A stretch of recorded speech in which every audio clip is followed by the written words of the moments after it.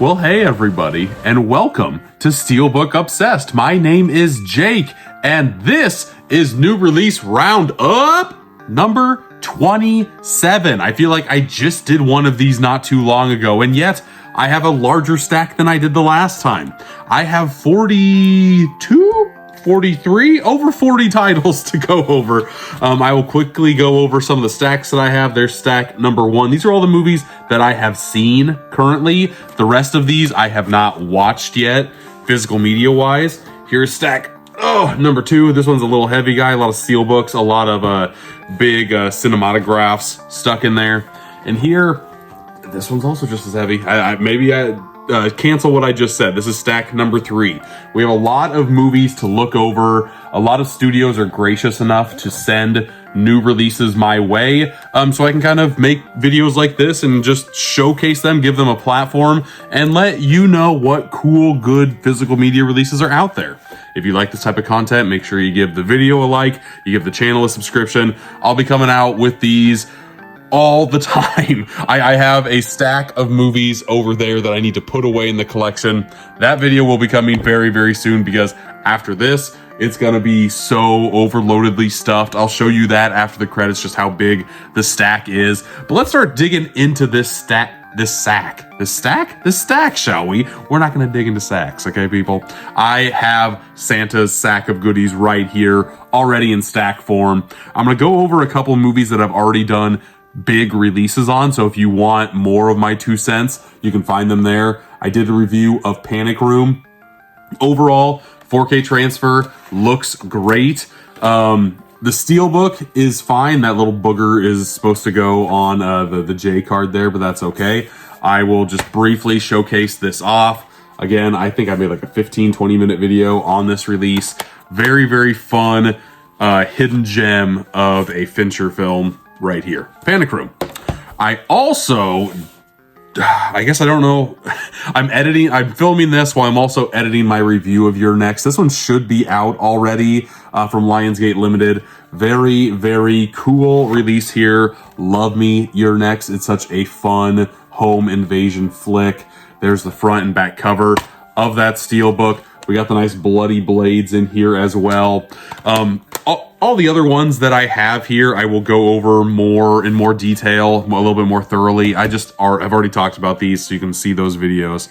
I just did a movie log where I review films more in depth. I did this on Al Pacino's Cruising, William Friedkin's Cruising, I guess I should say. Big beefy Arrow Video box set. This movie gets that treatment. Very, very unique in Friedkin's filmography. There we go. I won't show off the book. God, sometimes these, I don't know. I'm not the biggest fan of these Arrow Video boxes with the slip covers. I don't know. I don't know what to say, but I like that artwork quite a bit there. I would much rather have an Umbrella box set than I would an Arrow box set, because now I'm trying to get everything crammed back in here, and it's harder than what it should be. Like, it's still out there. It's still like lipping out, and that's gonna bug the crap out of me. So instead of putting it back on the stack, let's see if I can put it in this way, and it works there. It finally works. Third time is a charm, I guess. Very, very interesting movie here with Cruising. Again, every movie that I've seen in this stack, even if I haven't watched the physical media review, I'll put my Letterboxd review up there. I do a post every single day on Letterboxd where I review a movie. I have a good time doing it, and I feel like out of every platform that I post to, Letterboxd is the one that I'm most proud of, because the people that follow me over there actually care about my taste in movies, and I have been loving movies forever, just like probably you have, everybody watching at home. Here's a movie that has a nominated for Best Picture, a performance nominated for Best Supporting Actor. I don't know what I'm talking about anymore. This is a real pain. Pretty solid movie. Again, I talked about this in the movie log as well. Jesse Eisenberg directed. Kieran Culkin is pretty much playing himself, but he's gonna win a trophy. It's looking like. Good for him, I guess. It's a pretty solid performance. Pretty solid movie. We have Wicked. I did a full movie review over on the YouTube channel. Like this movie quite a bit. So many great extras on here. But Universal was also nice enough to send me the Steelbook, which I have not really shown off in a good form yet. So I thought this is as good as time as any to showcase this sucker off as well. Very, very solid. I wish that it had some embossing. I will get to a release a little bit later that is probably my favorite Steelbook release of the year so far, just because it's embossed like crazy. I also have Hot Pursuit right here. John Cusack, Kino Lorber movie. It's a fine, I wanted like a raunchy comedy. It doesn't really hit those strikes, and it is very 80s out. There's a lot of great supporting performances. That's what I was trying to, like, another brain fart. Ben Stiller's first feature role is in Hot Pursuit, so if that fancies you at all, give Hot Pursuit a shot. It's kind of a forgettable film, but it has a lot of fun little performances snuck in the middle there. This is one that I just watched today, and it kind of blew me away. September 5, and I feel like nobody's talking about this, and I can kind of see why, but some performances should be talked about in this movie. Have not talked about this yet on the channel at all. If you're a fan of, let's see here, if you're a fan of The Newsroom, if you're a fan of like journalism, I guess, one of my first jobs out of college was working at a TV news station, the ABC affiliate, just like they were doing here, ABC Sports. They were covering the Munich Olympics, and some terrorist activities happened, and you kind of just get to watch a dramatized version of that. It reminded me a lot of The Newsroom. Like, if you were a fan of The Newsroom, you should give September 5 a shot. Very intriguing, heart pumping. Just, they don't make movies like this anymore, but yet this came out last year and nobody's talking about it. So maybe there's a reason why they don't make too many of these anymore. But yes, I gave it a 4 out of 5. Very, very solid film. Highly worth a watch if you like either of those examples that I already gave you. And the last movie I've already talked about, and then we can start getting into movies I haven't talked about yet on the channel. Nosferatu. I haven't talked about this actual physical media version, but I went and saw this movie in theaters. It ended up being my third favorite movie of the year. I fell head over heels for Nosferatu. I don't know why people were going crazy over the way Bill Skarsgård looked, the mustache. It's fine. It did not bother me whatsoever. He was he dropped hog in this movie as well. I found that both very cocky, confident, just kind of like Count Orlok normally is, and a little bit on the funny side. Like, I feel like Robert Eggers wants to make you laugh uncomfortably in a lot of his movies, and there were numerous examples of that here. The best part of this Steelbook for me is seeing Lily Rose Depp's pupils, like the whites of her eyes poking out in the shadows. There's a better shot of it. Looks so haunting. Looks a lot better in person than what it does when I'm showing it to you. But what do you do? This is the best thing I got here. It comes with a 4K, a Blu-ray, and again, like, this is very, very dark. There's the Count Orlok's castle in Transylvania. That's terrible. That's so much glare there. But the movie is also very, very dark. I would say if you don't have a great TV to play this on, I don't know how well it's gonna like look on your for like a home viewing experience. Like, streaming Nosferatu, I feel like is going to be a major red flag. I would not want to watch Nosferatu that way. I would want to watch it as clean and crispy as humanly possible, because there are so many feast of thine eyes moments to where like you're just drooling at how eye-gasmy things look. I cannot say enough about the cinematography of Nosferatu, about the acting. It's just, I don't know, it's a little special film that I fell head over heels for. But now we have 2 more huge stacks to talk about, people. And I'm trying to think of where we should go next. I'm gonna go with this one, because I think I'm gonna do a full-fledged review of it, because I've never seen it. I'm digging more into Lucio Fulci's filmography. Don't Torture a Duckling. This comes out late in March. And as I'm recording this, it is the 21st of February. This will probably come out 5 days, 6 days later or so. But it's crazy that I have this so far in advance. Thank you, Arrow Video. Thank you, MVD, for sending this my way. And I feel obligated to pop it in and talk about it. Why wouldn't I? The movie is 105 minutes. It's going to be a great like quick watch. There are a lot of extras on here that you need a magnifying glass to look at. There's numerous great new artwork that's on here that is different than the slipcover. Thank you. I love when releases do that. If you have a slipcover, make it different artwork than is anywhere on the actual case. It bugs me with studio releases when they don't do that. The inside has that same artwork right here on the disc, comes with a booklet, and if you are interested, if you are a lover of reversible artwork, here's the original poster artwork that you can swap it to. I like this a lot more than this, so I'm gonna put it back just the way it was. But yeah, I would say expect a review on this soon. I've never seen the movie. It'll be a first time watch for me. That should be a little entertaining, if anything. Don't torture a duckling. Let me know in the comments if you've seen it, if you like it. If you don't, I want to know your thoughts.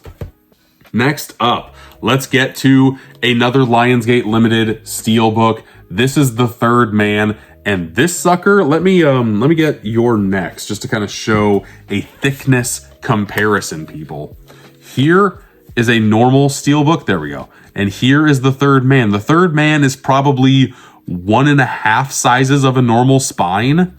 And the reason for that is because, gotta stack things up. As you can see here, there's a booklet within this slipcover, which is a little new for Lionsgate to do. They pretty much took a lot of the physical goodies that were in the Studio Canal version of The Third Man that has the box that opens up and plays that amazing intro song. I like that song a lot. There's no music in this edition, which is a bit of a bummer, but where they have a lack orally, they make up for visually here, because I absolutely adore this slip going in with Orson Welles coming out like so. Boom. There is the Steelbook right here, front cover. Lionsgate does a great job. Front and back cover make one continuous image. Looks very, very nice. On the inside, we have a 4K and a Blu-ray. There's more extra goodies in here as well that I will showcase off right now. If I can grab all of them. There we go. We have 4 different posters. Maybe posters? I don't know. I guess this is a passport. This is Holly Martin's best-selling author of Death of Double X Ranch, The Lone Rider of Santa Fe, and we have Oklahoma Kid. I have never seen The Third Man, and I cannot wait to finally rectify that now. Get to watch it in the best high quality that it could possibly be watched in. I feel bad that I haven't seen it yet. It comes with a mini poster as well. Very iconic shot right there. This is the artwork that is on the Studio Canal box. And yeah, I think I'm going to have this card be the one that kind of I see every time that I open up the case. I like that artwork the best out of all of these. And if you were interested in what the book looked like, there's this sucker. It's thick. It's like 60-ish pages long. Boom, boom, boom, boom. Give you a nice little flip through. There it is. The Third Man. I know I need to watch it. Don't talk down to me, okay? I'm telling you, I need to watch it. It's a classic for a reason, and now I literally have no reason not to watch it. Next one I have on the stack is a movie that I streamed on Shudder last year. I'm a big fan of this franchise. This is the 7th installment in the franchise, 6th or 7th. VHS Beyond, the sci-fi VHS entry. This has a lot of great directors working on content here. I listened to the podcast Film Junk. A person that's on there, Jay Chill, who I like his filmography a lot. He did the interstitials, which is probably the weakest part of this movie, unfortunately. But at least he's part of a very cool franchise now. There are just a lot of great segments in here. I would say, besides one, they're all very solid short films, which is hard to do in an anthology series of any kind. I'll pop my Letterboxd review over there. A sci-fi horror anthology masterpiece, says the blogging banshee. That's who you put on the tagline.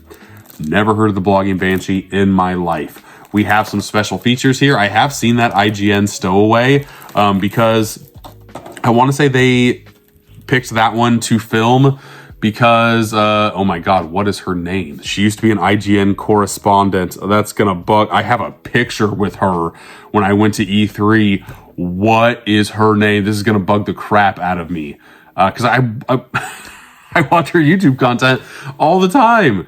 Oh my God, she's an Australian. Jesus, I had to stop that recording because that was bugging me so much. Alana Pierce.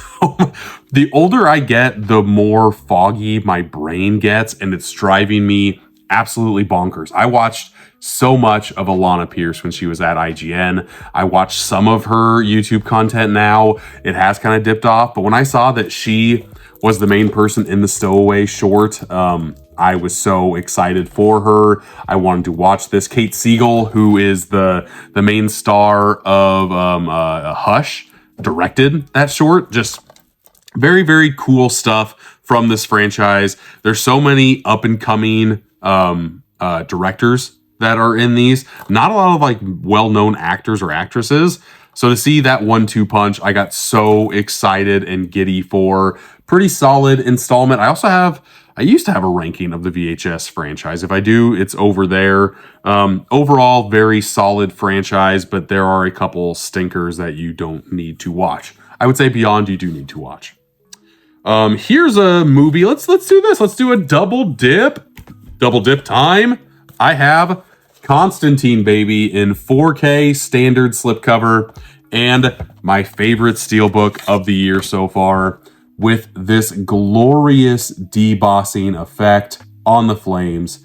More studios need to do this. I don't understand why they do not. It adds so much depth. Look at that. It's crazy. It's popping like mad. There's more debossing on the back than there is the front. It's nuts.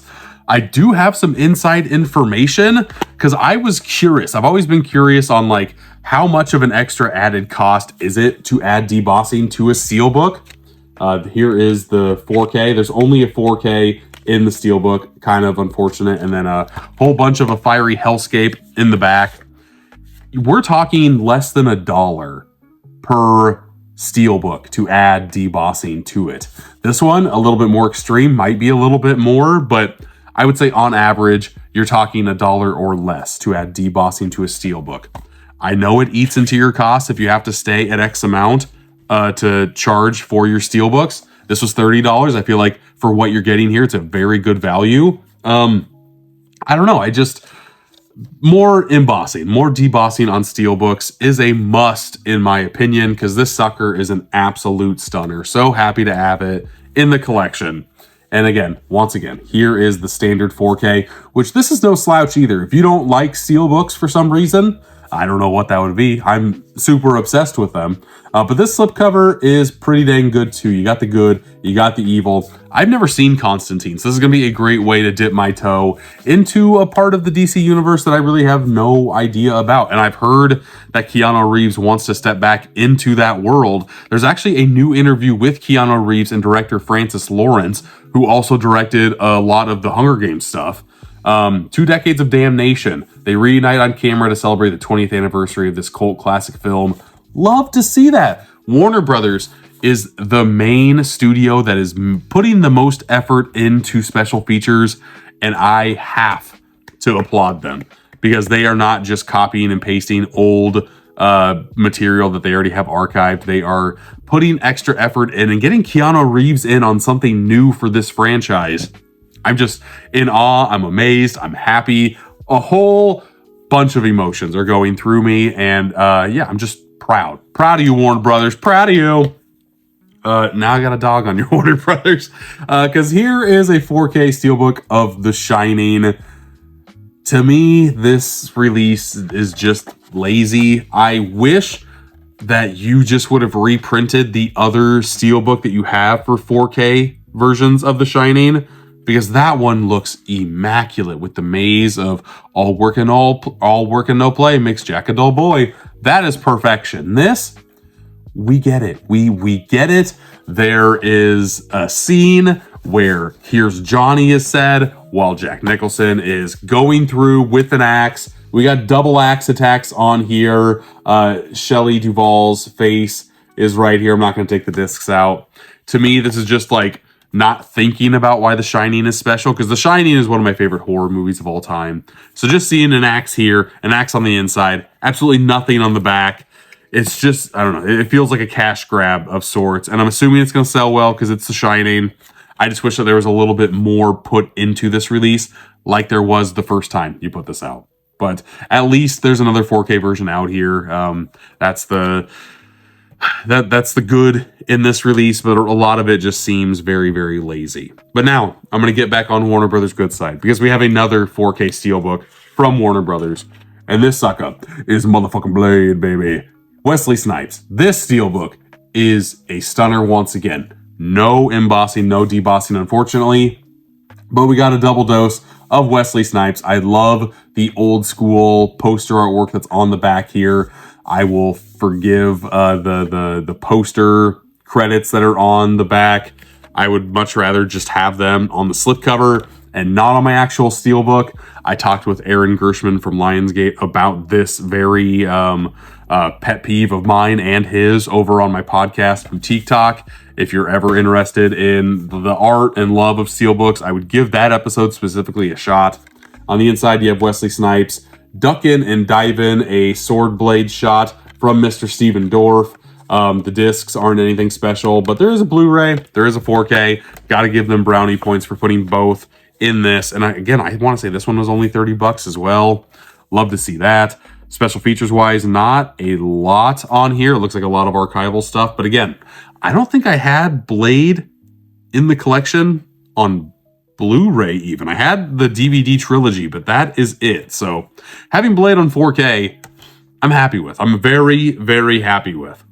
Let's see here. Next up, I'll go over a couple of my Vinegar Syndrome pickups that I've already made a separate video over. So I'm really going to go over these very, very quickly. We have the Prophecy 1 through 3 box set. It was $40 when I picked it up, so probably still a little bit too much on the high side, but I just wanted to see what these boxes were like. Normally, this is a $65 box set, so I don't know. I don't know. I probably should have waited a little bit more, if I'm being honest. I also picked up Dangerous Game from Cinematograph. I didn't have any cinematographs in my collection, so I just kind of wanted to see what the packaging was like. I bought Dangerous Game. I bought Touch. I've heard very good things about this movie as well. And then the last Cinematograph title that I picked up that's not grouped with the rest of them for some reason is Going South. And once I unwrapped it and once I filmed that video, I noticed that there is a giant nick on the corner of this spine. And normally if it's a release and there's damage on one side of the spine, I can flip it over and show the other, but I can't do that in this case. And this is going to drive me to drink. I can't push it back either. It's just going to be scrunched up. Ugh. And somebody told me that there is artwork on the back here, but there's like a sticker right here and a sticker right here. Now that I have 3 Cinematograph titles, unless I'm in love with the movie, I'm probably not going to get any more. There's nothing. This is cool, I guess. It's different, which makes it cool. It's unique. It's a hardcover book. It's very book adjacent, very book based, which is fine. There's a comic in here for some reason. This case, I'm not the biggest fan of either. Again, unique, different, but odd at the same time. It's, I don't know, there's something weird about these cinematographs, man. And now that I have 3 in the collection, I spent, what, $65 to get 3 of them in the collection. I'm good. I think I've scratched that itch on the Cinematograph lines. I will only get them when they're on a sale. The only one I still kind of want is Little Darlings. I've heard good things about that movie as well.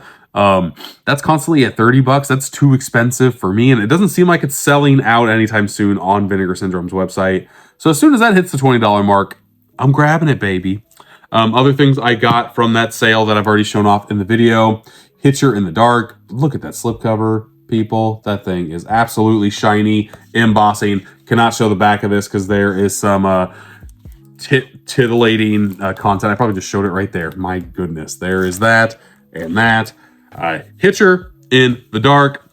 I got some redneck zombies, baby. Yep, eating brains. Not messing around, watch out. Degrosser video stuff, so this is not going to be in very high quality at all, but the price was right. I don't have any Degrosser in the collection. This is Trauma. You can watch Trauma in the worst quality possible, and you aren't going to be missing much.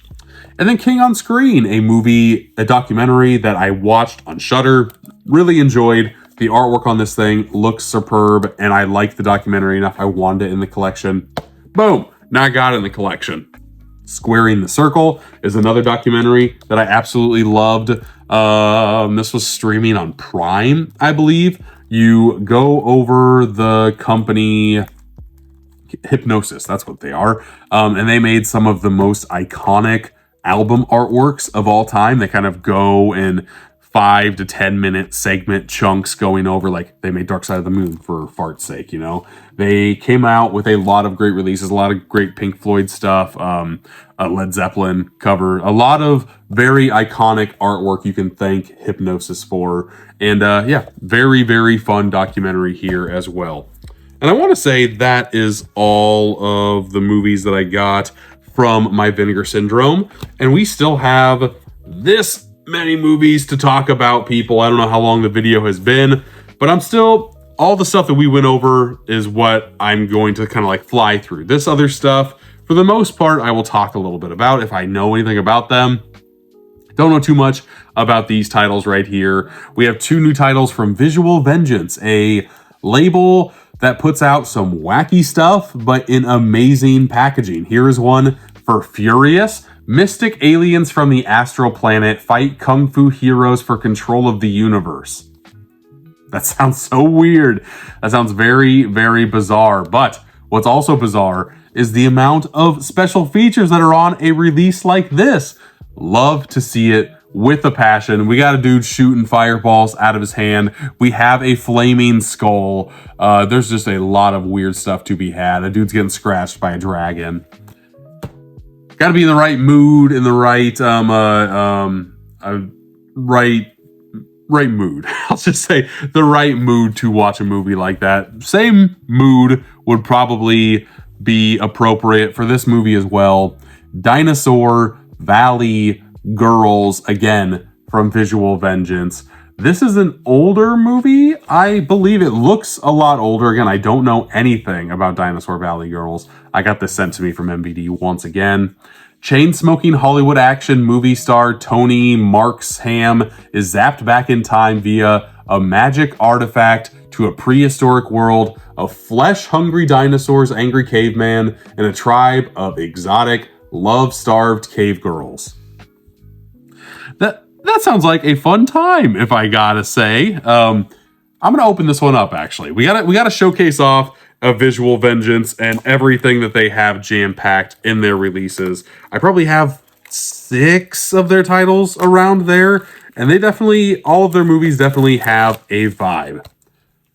Dinosaur Valley Girls, baby. We got different artwork coming out the wazoo. Love it. Absolutely love that.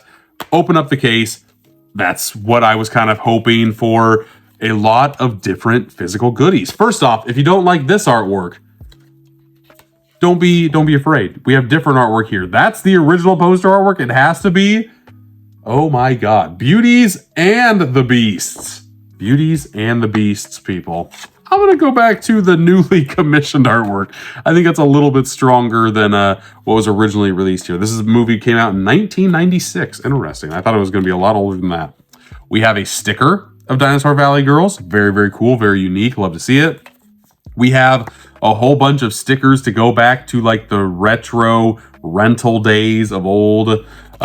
Nostalgic for me, for sure. I'm curious if that trend will continue to kind of sink their claws into the rental nostalgia, because I don't know how many people are going to have that for that much longer. I mean, I will always have it, but newer generations aren't going to even know what you're talking about when you go, oh me, or this movie for sale, or previously viewed. Like that's just going to go over their heads.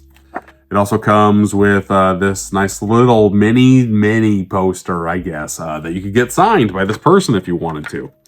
And then speaking of mini poster, here is an actual mini poster of the artwork that is on the slipcover itself. Boom, boom, boom. If you're into butts, you might want to hang this up, you little tweens. But I will put all this stuff back. Again, I love companies that go above and beyond on their releases. They could just kind of slap chop something like this together, not put any love and care into it. Visual Vengeance does the exact opposite, and I absolutely love to see it. Next up, let's talk about one of my favorite movies of all time on Letterboxd. This has been in my 4 favorites for the longest time. My favorite movie of the 2010s. We have The Social Network. I think this movie brilliantly makes coding into an Olympic sport almost. It makes it so exciting to watch, so riveting. The performances in this are superb. The direction by Fincher is phenomenal. The music by Trent Reznor and Atticus Ross is just at an entirely new level. As soon as I heard this for the first time, I made sure that I got this soundtrack. And this movie really made me fall in love with movie scores as well, to have them on vinyl, to play them. Absolutely love it. And I love that I have this movie now in 4K. I did not have the Columbia Classics Volume 2, so it was just kind of trapped in that set. It sold out quickly, did not want to pay an arm and a leg. Just have my favorite movie on 4K. It pays to wait sometimes, people. On the inside, you have the 4K, and then you have the 2 discs that were in the Blu-ray edition, which is great because the Special Features Blu-ray has one of my favorite making of documentaries of all time, which is still on here, called How Did They Ever Make a Movie of Facebook? A feature-length documentary in 4 parts. If you want a film class 101 on how the sausage is made on making a movie, and just seeing a lot of different aspects of that process, give that a shot, people. Love this movie with a passion. Have not had the time to watch this 4K yet, but I'm going to have a week of vacation here in the next few days is when I start. So this is definitely going to be watched. Expect a flood of content coming from me from that time. I'm very, very excited about it. I'm also excited to see a boutique label from yesteryear come back from the grave and set sail once again. We have Anchor Bay, people. 2 of their newest releases. We have Daddy. The Future is Fatherhood. Don't know too much about this movie. Daddy is a lot of fun, sporting an original premise and a wonderful balance of humor and drama from Film Threat. Don't know too much about this. Can't say too much about this, so I'm not going to even try. But every single movie that Anchor Bay has put out, I've been at least interested to watch. And this next one is definitely a hit in the soft spot for me. Love me some documentaries. This one, Dinner with Leatherface, interview about the man, Gunnar Hansen, who was the original Leatherface. Of course, it is Gunnar Hansen, right? Yeah, Gunnar Hansen. Okay, I thought I messed that up. I did not. Very, very cool. The amount of people that they got to interview and just talk about the man. Very intrigued to watch this movie as well. 106 minutes, so not a short one either. There is the artwork on this. I cannot wait to watch this. My next movie log will have this included, so stay tuned, people. Kino Lorber time. I have a few of their releases. Here is one of their Kino Classics, the only Kino Classic I have for this new release roundup, and it's not even a new movie. They just wanted help promoting this movie because the new Nosferatu is out. They also have the original Nosferatu. I haven't even opened this one up yet. A 2-disc deluxe remastered edition.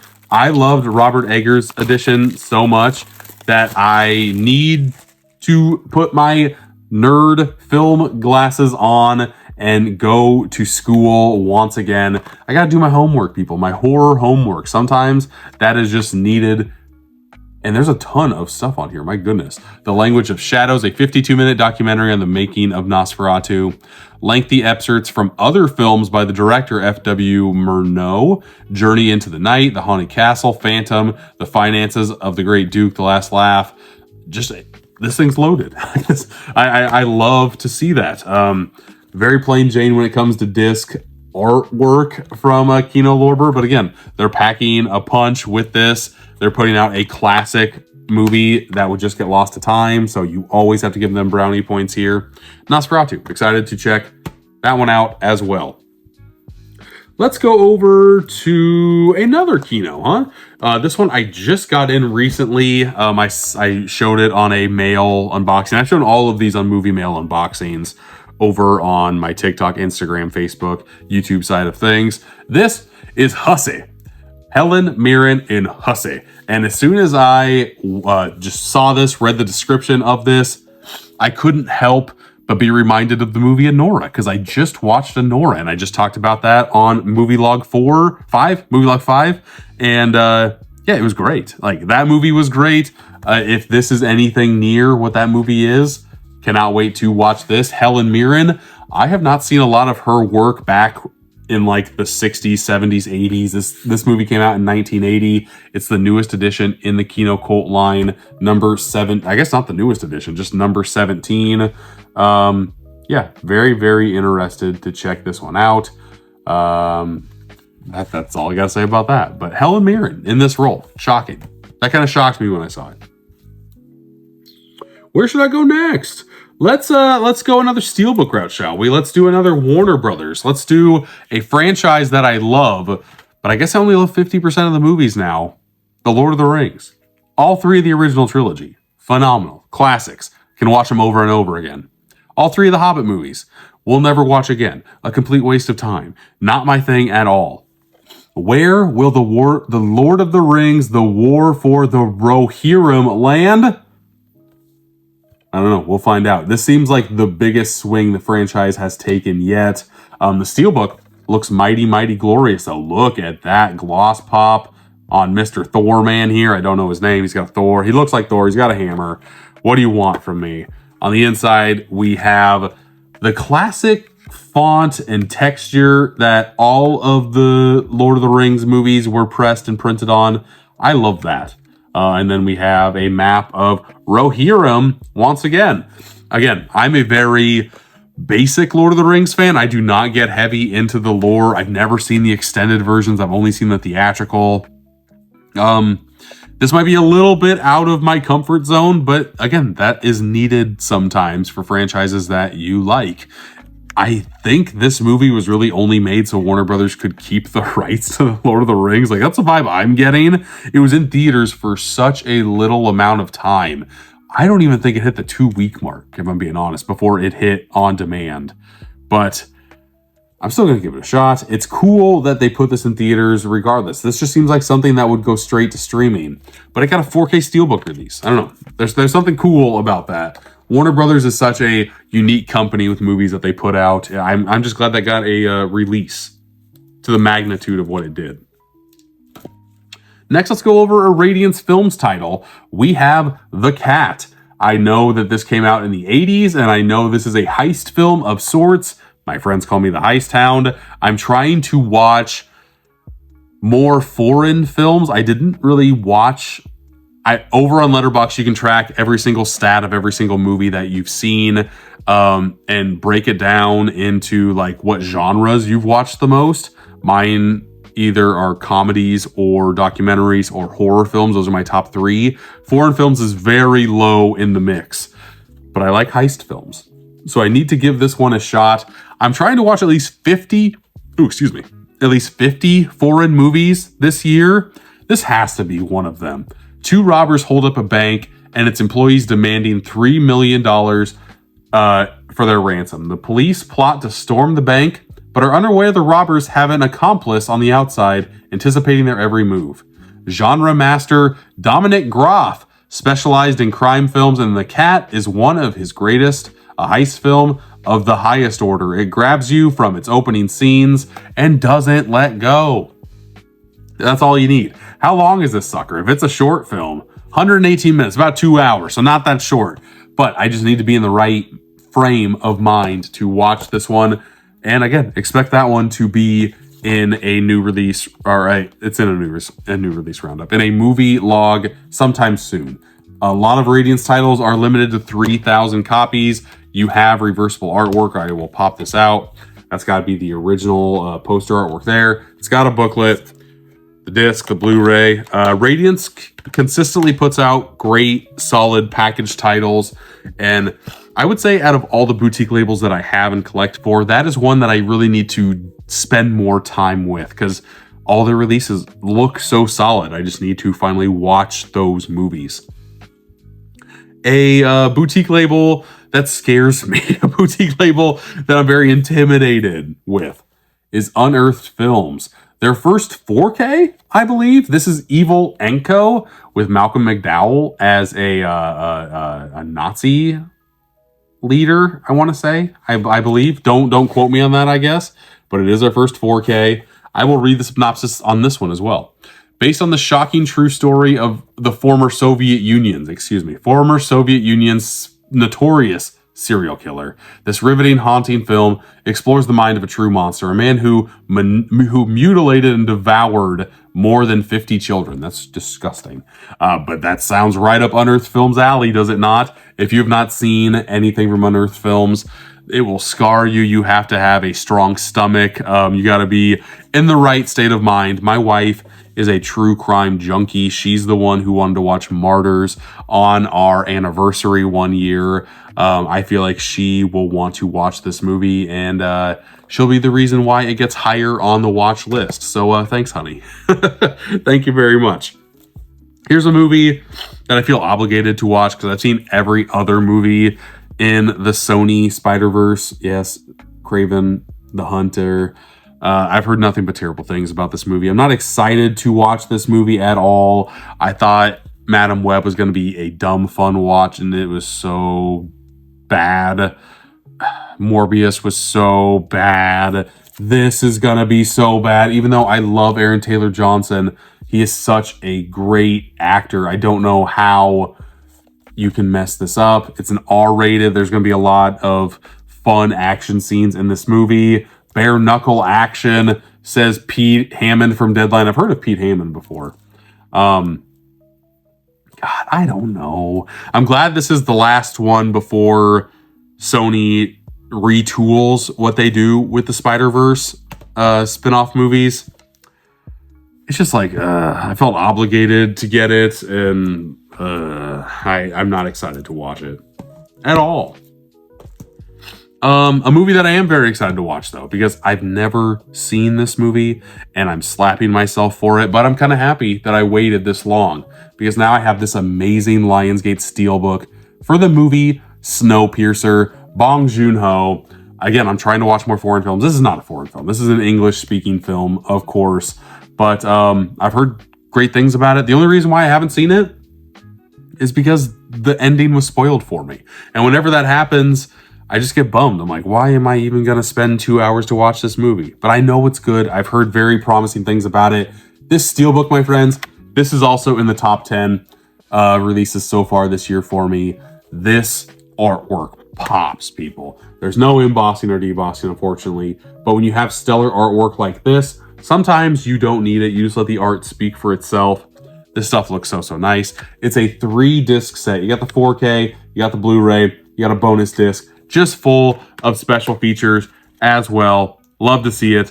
I was gonna do a separate movie review on this, but it's been about a month since it's been released, so it's just old. It's not gonna get the views or the clicks. I'm just gonna watch this for enjoyment purposes for myself. Sometimes my soul needs that instead of worrying what algorithms are gonna say about the content that I put out. Here's another movie that I am intrigued to watch, just because Stephen King is front of mind at the moment. He has a new movie out, The Monkey, directed by Osgood Perkins. I've seen very mixed reviews on that from people that I usually like their taste. They can't pick a side on if they like it or they really don't. And that intrigues me more than anything else. That makes me want to watch the movie even more than if everybody was just praising it.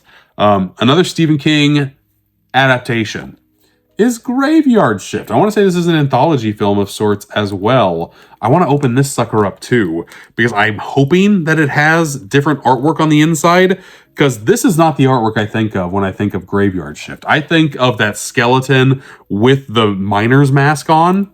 I've never seen the movie, but that artwork has always stuck with me. So I'm hoping, Kino, did the right thing. Has that artwork in here. Okay, we're opened up.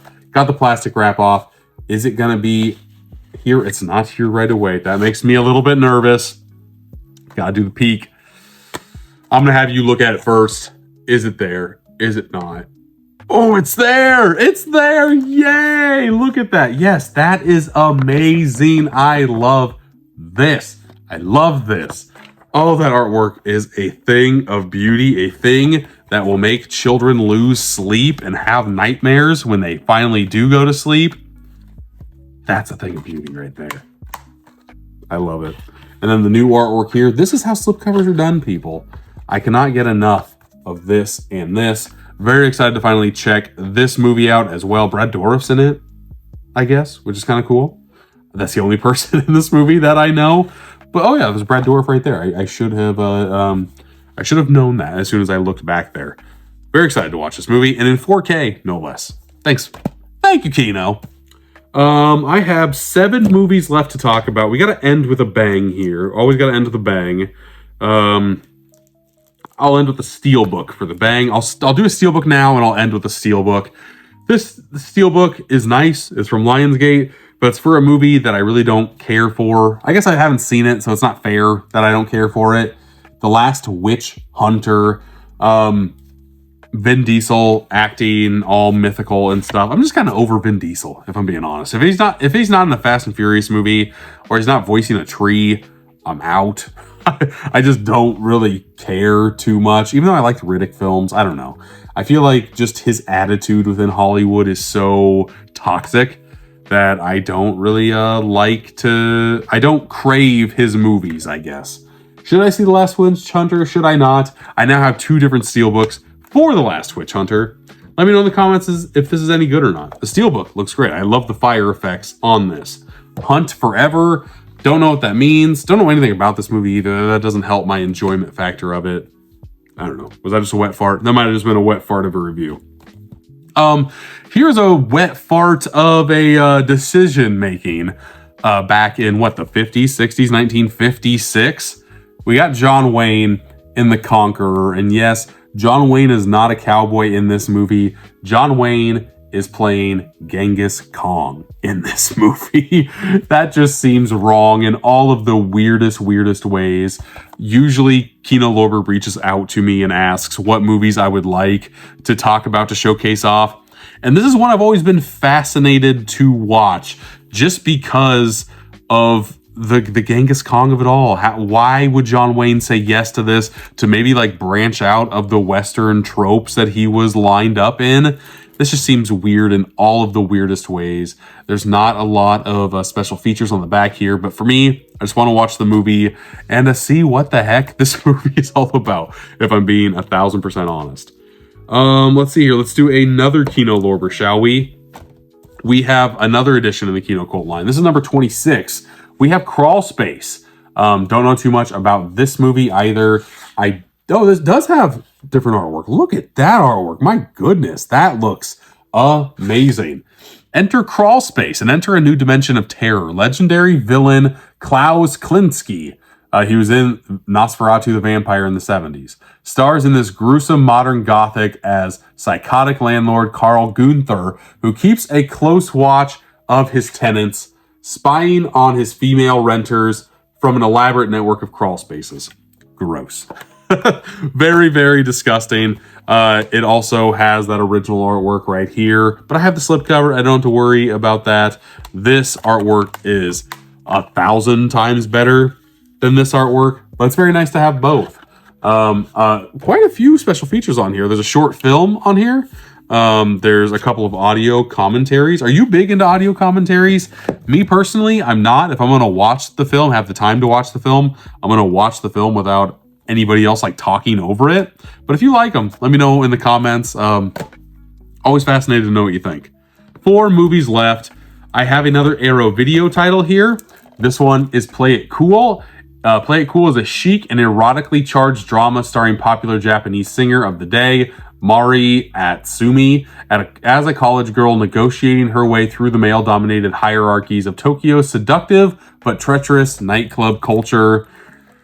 Ew, that also sounds a little bit gross. Yeah, don't know. Again, this might be one to add to my foreign film watch for 2025. I think 50 in 2025 seems about the right number that I can actually achieve. Maybe I'll be an overachiever and go over that. Will this one count on the stack? Stay tuned, because it's going on this big stack over here. 3 movies left. We have another one from Warner Brothers, people. We have Amadeus. Amadeus. Oh, Amadeus. Just, it's weird that they say theatrical cut here. That's what I would just assume would be on this release. Like normally you see director's cut or final cut or something. We get it. It's a theatrical release, and it makes me curious if they're going to come out with a longer release down the road. I've never seen Amadeus. This time period of like the 1700s, 1800s, it's hard for me to swallow, but I have heard nothing but great things about this movie. It won Best Picture, for Christ's sakes. Like, I feel like I need to watch this movie. On the back here, it says the original theatrical release version of Amadeus was digitally restored in 4K in 2024 by the Academy Film Archive. And yeah, okay. The Film Foundation, which is cool. The George Lucas Family Foundation also helped out with this restoration. Very, very nice. There's a new making of, or a new celebration. Amadeus, the making of a masterpiece. Celebrate 40 years of Amadeus in this exclusive featurette. Again, Warner Brothers and having new special features. Yes, thank you very much. For fans of the movie, you get a little nice little tidbit of newness in there. Thank you. Yes, Warner Brothers. Bravo. You're going above and beyond, and I love to see it. The last Kino Lorber of the day is Noble House. I already have this release from Umbrella Entertainment. They came out with a version of this as well. It's a mini-series. It's a 4-episode mini-series of Pierce Brosnan. Before he played Bond, he pretty much played a Bond-esque role. This was made in 1988. I haven't seen any of it. John Rhys Davies is in this movie, or is in this mini-series as well. That's really the only 2 people that I know from this. But if you've seen it, let me know if it's any good, if it's worth me spending 376 minutes of catching and watching the entire thing. But we're down to the last title, people. A movie that I have in the collection already, but I don't have on Steelbook. And I'm very happy that I now have it on Steelbook, because now I have every movie in this franchise on Steelbook. That is Evil Dead Rise. I think this is probably the weakest movie in the franchise, but it's still worth watching if you're a fan of the franchise. There's not a weak entry in the Evil Dead franchise, and I love that. What I don't love about the Steelbook that much is the focus on the cheese grater. There's so much better imagery that you can use that not only do you use the cheese grater once, this is like another Shining deal. I'm going to take the discs out just to reiterate my point. You now have a bloody cheese grater on the inside, and it's just all black where there's no discs. Put like the elevator full of blood or something. Like there's so much great imagery in here that you could use. It just feels a little bit lazy. There's been 3 different Evil Dead Rise Steelbooks, because this movie must be selling pretty dang well. And every single one of them has this cover with differences in like the back and inside. I don't get it. I don't understand. That's why I never really picked the Steelbook up. Warner Brothers sent this to me again, and I'm happy to have a Steelbook in the collection. I just wish that there was a little bit more to the Steelbook. Again, so much great imagery here that it just stinks that it's not really anywhere else to be found physically in the physical media collection. But that has been everything. I want to say those 43 titles. I will double check. I will have it in the description. You already know that. I shouldn't be focusing on it before I start editing this video. But yeah, now I've put all these movies away. So great. Go me. Stay tuned for a video on that. I love making those videos once they're done. But the making of process and filming those videos, it's such a pain in the butt. Just like putting movies away is when you get new releases and you have to find room for them in the collection. A lot of reorganizing, a lot of time is sunk into that process. When it's done, I love it. While I'm doing it, I wish I was doing anything else. But thank you for not doing anything else and watching till the end of this video. Until next time, I'll see ya.